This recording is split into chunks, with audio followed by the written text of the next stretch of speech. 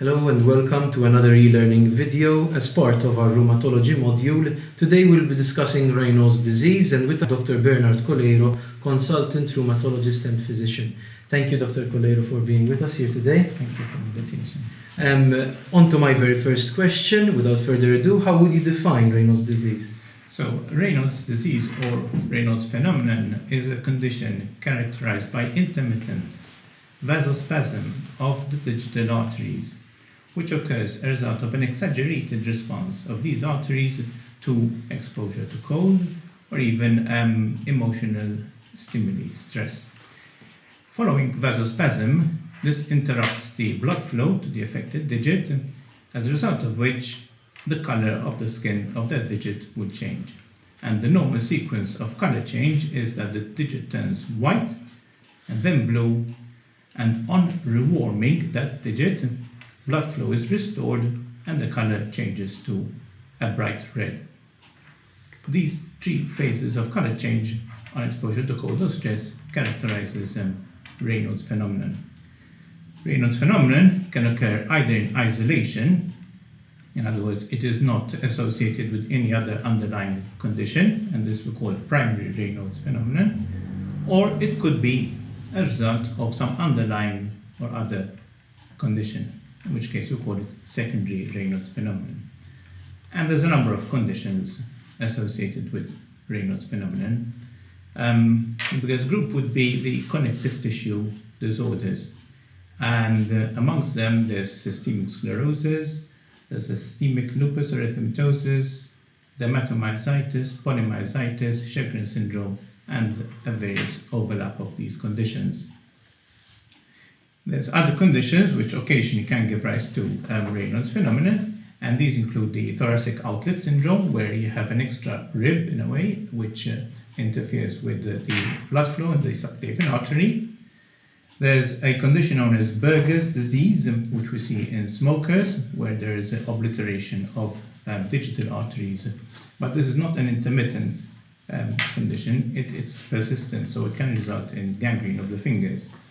There's accelerated atherosclerosis, there's thrombosis or embolism, and there are conditions which cause thickening of the blood, such as polycythemia, hypergammaglobulinemia, and cryoglobulinemia. Certain occupations where you're exposed to continuous vibration, like a jackhammer use, can also predispose to Raynauds, and trauma, such as using a crutch which will apply pressure to the axillary artery, can also interfere with blood flow and result in Raynauds. Finally, we must consider also medication. Some of the treatment that we use can actually predispose to Raynauds, and this includes beta blockers, this includes oral contraceptives, and some treatment we use for migraine containing ergot. And then there's some toxic substance like phosphoryl chloride, which can also predispose to Raynauds. I understand that this disease is quite prevalent. Can you tell us about the epidemiology? So yes, Raynauds phenomenon is a common condition, and different studies give you different prevalence figures, but it varies between 3 to 20% in females and 3 to 14% in males. In general, it is commoner in younger age groups, and again, it is commoner in females. In fact, the female to male ratio is about 4:1. We also note that it is commoner in families. So, family members, first-degree relatives of people with Raynauds disease have a 26% chance of having Raynauds, which is higher than that of the general population. From a practical perspective now, doctor, how would one go about in making a diagnosis? So, I would like to outline the approach that one should have when you're faced with someone with possible Raynauds phenomenon. And I think the approach should be as follows. One, we need to make the diagnosis.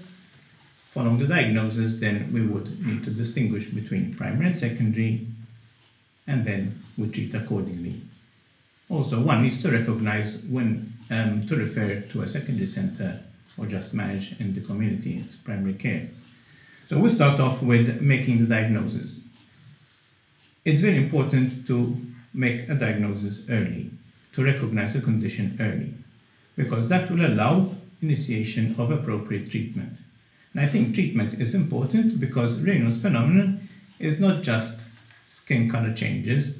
Those color changes are also associated with pain, paresthesia, clumsiness, and can impair the ARAM manual function, and that will impair your quality of life. So early diagnosis will lead to earlier treatment and improved quality of life. Also, the next step about differentiating between primary and secondary is important.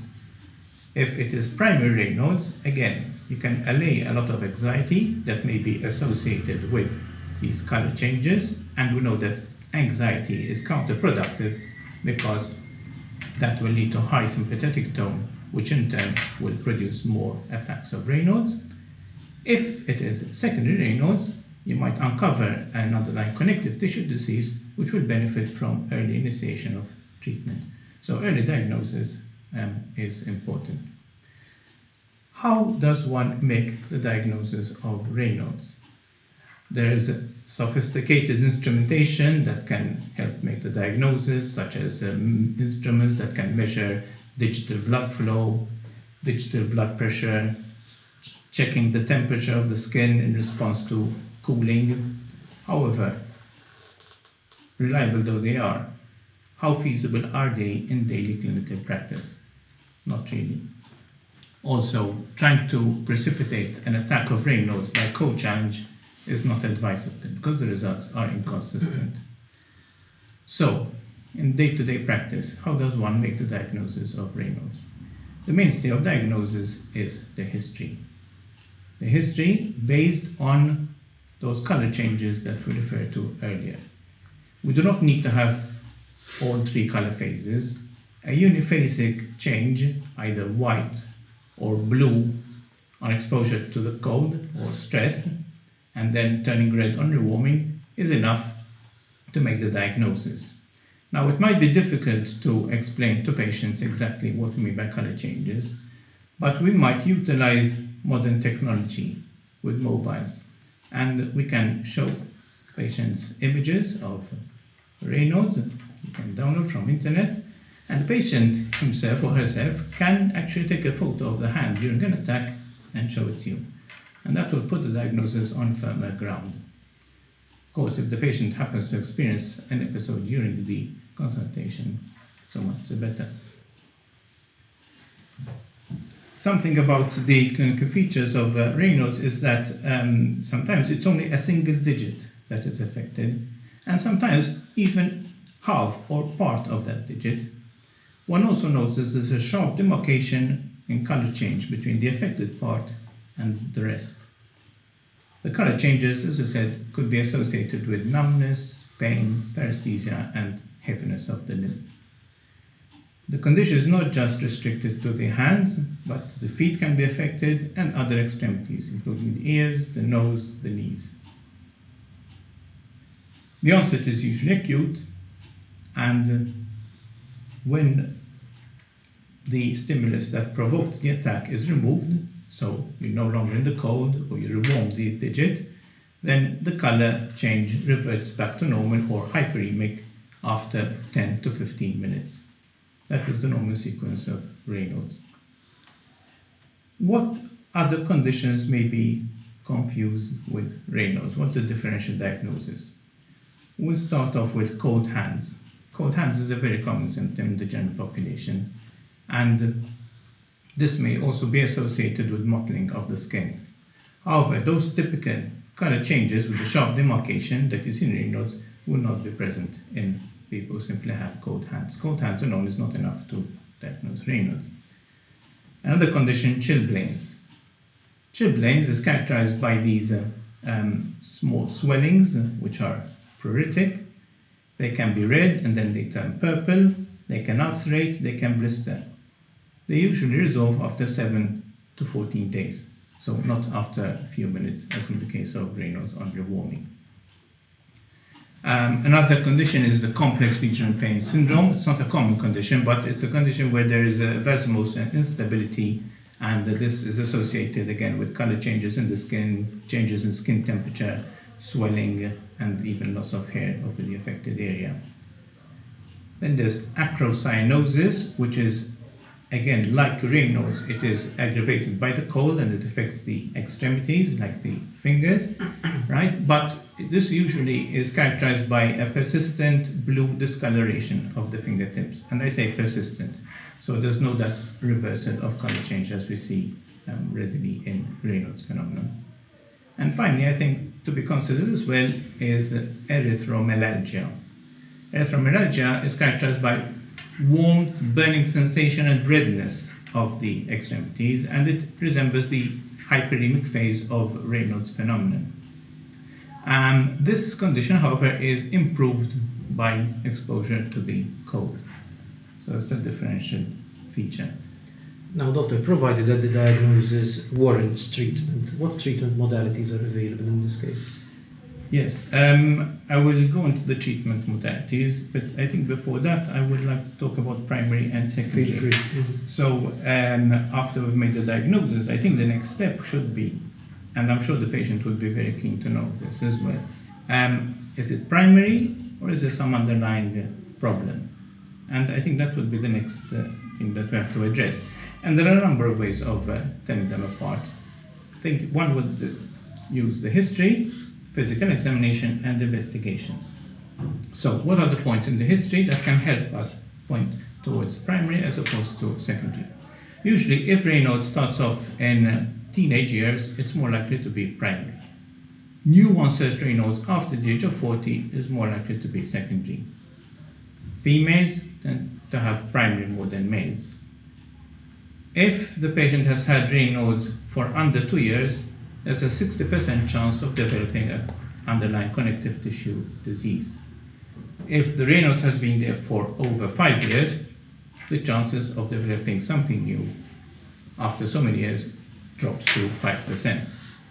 If the Raynauds is asymmetrical, again, that's more in favor of secondary Raynauds. And then you may have symptoms of associated underlying connective tissue disease, like the rash of lupus and arthritis of rheumatoid arthritis, for example. So those will be other clues. There might be a hint in the past history, for example, crutch use. Drug history is important. Explore the medication that might result in Raynauds phenomenon. And we've mentioned a number of them: beta blockers, ergot, or contraceptive pills, and bleomycin. Social history, if the patient is a heavy smoker, that might be a hint that we're dealing with Berger's disease. And occupation use of vibratory tools, for example, can also be a clue. When we come to the physical examination, I would like to emphasize looking out for a particular physical sign. And this is not something that will stare you in the face. This is something you have to actively look for. It's a subtle sign, and it might not be visible to the naked eye. So I suggest you use a hand lens, or we can use the ophthalmoscope set at a positive 40 diopter. We're looking at the nail base, and we look at the nail fold and try and make out whether we can see any dilated nail fold capillaries. Normal capillaries are not visible to the naked eye or even under a hand lens. If we can distinguish these capillaries in the nail fold, they are abnormal. They are abnormally dilated. And this has been shown in a number of studies to be the strongest predictor of eventual evolution of an underlying connective tissue disease. So just eliciting this sign will give you a good indication as to whether this is primary or secondary Raynauds phenomenon. Obviously, if there are features of underlying connective tissue disease, as in systemic sclerosis with the typical sclerodactyly and the other features, then the difference is clear. The presence of digital ulcers, again, is unlikely to happen in primary Raynauds. That is more suggestive of secondary. And again, if you have digital gangrene, that is more likely to be associated with secondary Raynauds phenomenon. Finally, investigations. We can request certain autoantibodies, such as the antinuclear antibody and the anti-centromere and anti-topoisomerase antibodies. And the presence of these antibodies, again, would raise the possibility of there being an underlying connective tissue disorder. Anti-nuclear antibody is not very specific, but the centromere antibody and the topoisomerase are much more specific for a condition like systemic sclerosis. Complete blood count to identify polycythemia, and serum protein electrophoresis to detect paraproteinemia, which are also associated with secondary Raynauds. Cryoglobulins and cold agglutins likewise. An X-ray of the thoracic inlet will help to pick up a cervical rib. And now on to treatment. Now, but having clarified what the diagnosis actually that's right. is. So first, I think we need to know what we're dealing with, whether it's primary or secondary, and then we come to treatment. Now, what's the point of treatment? The point of treatment is to improve quality of life by alleviating the symptoms, and also if there's digital ischemia, you can avoid tissue damage by offering treatment. I like to divide treatment into non-pharmacological, pharmacological, and surgical. A number of patients with primary Raynauds phenomenon, where it's not so severe, might get away with non-pharmacological treatment, and we use a step-up approach. So lifestyle measures, education, just reassuring the patient that there's nothing underlying, that there's nothing terribly wrong, is just a reversible narrowing of their arteries may help to relieve their anxiety, and that will lower your sympathetic tone, and we know that anxiety is correlated to Raynaud, so that in itself can also help to alleviate the symptoms. Cold is one of the precipitating factors, so we have to avoid cold. And this applies not only to the extremities, where one advises use of mittens and hand warmers, especially in the cold, but the core temperature has also got to be preserved. All right, so you might have mittens and your extremities are well covered, but if your core temperature is low, you can still have an attack. So the importance of wearing layered clothing, thermal underwear, hats or caps, because a lot of heat is lost from the head. These are measures to adopt.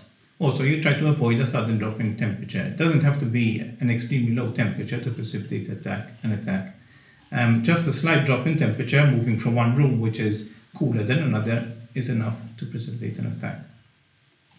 And then there are other measures. If you're a smoker, obviously that doesn't help, so try to avoid that. Drugs which contain vasoconstrictors, a lot of these over-the-counter cold cures containing sympathomimetic agents should be avoided. Beta blockers, migraine tablets should be avoided. And then methods to terminate an attack. So if you advise the person to put the hands in warm water under the armpits, that might speed up the warming process. If pharmacological measures are not enough, then we turn to pharmacotherapy, which will be indicated if the Raynaud's attacks are frequent, if they are severe, if they are interfering with the quality of life of the person, and of course, if there's digital ischemia. One of the main forms of treatment used are these group of drugs called calcium channel blockers, which work on the smooth muscle of the vessel wall, causing it to relax and dilate. We use the dihydropyridine class of calcium channel blockers. The main ones we use here are nifedipine, right? And ideally we use the long-acting form, which will minimize the risk of cardiovascular disease. You need to be aware of the patient's blood pressure, because these tablets will drop the blood pressure, and the person has to be warned about this, and you might encounter side effects like flushing and headaches and lower limb swelling. Another calcium channel blocker of the dihydropyridine class is amlodipine. And if one agent is not effective, you might try another. Should those fail, you can try the serotonin reuptake inhibitor, fluoxetine. One small study had shown that there was benefit in Raynauds phenomenon.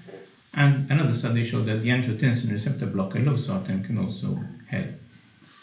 We can also use phosphodiesterase inhibitors like pentoxifylline, commonly known as Differential, and again it shows benefit in relieving Raynaud's attacks.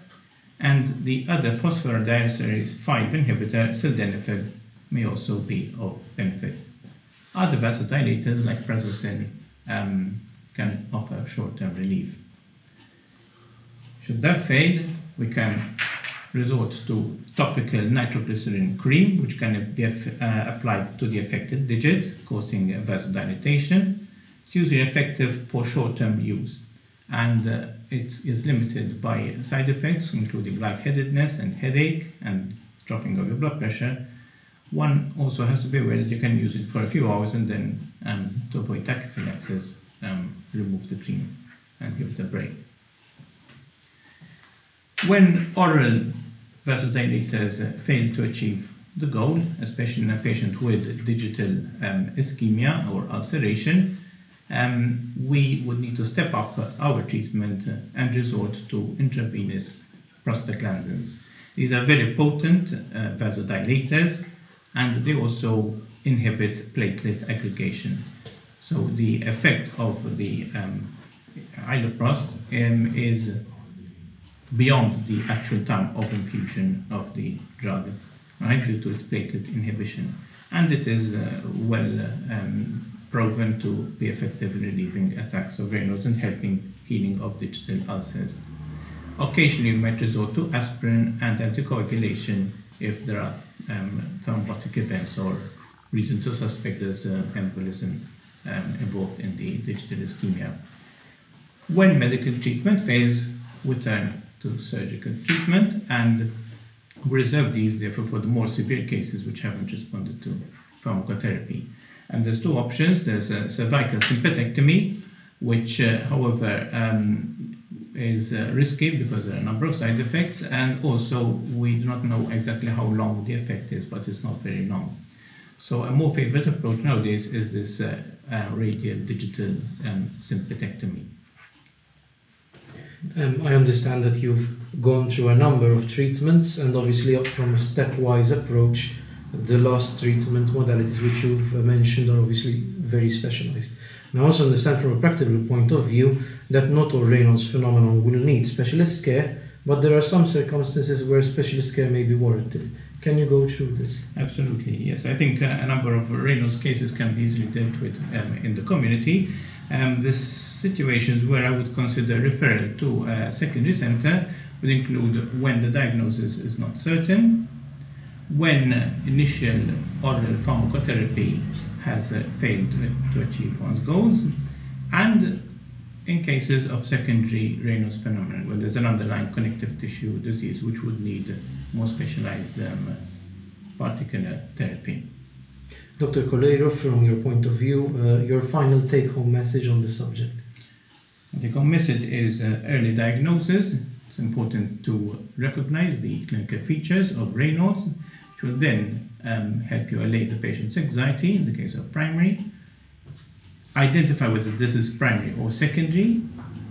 If it is primary, it can be dealt with in the community. If it's secondary, I would suggest referral for more specific treatment. Thank you, Dr. Bernard Colero, for your time. I hope that through this extensive overview of Raynauds phenomenon, we have helped you to further understand this disease process, and I invite you to complete this e-learning experience through the use of our attached multiple choice questionnaire. For more e-learning resources, visit thesynapse.net/CME. Thank you.